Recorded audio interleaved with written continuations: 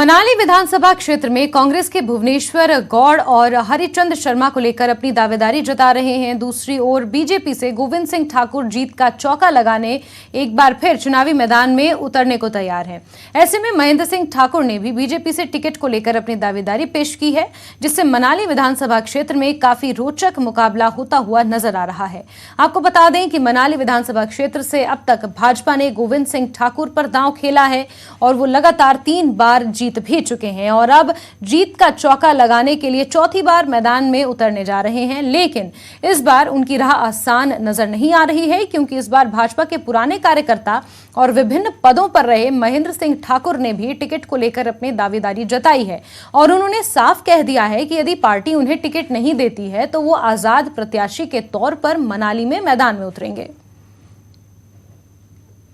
इस बार अगर टिकट मिलता है तो ठीक है, क्योंकि पिछली बार भी मैं पैनल में जो पार्टी सर्वे पैनल था उसमें मैं रेटिंग में अच्छे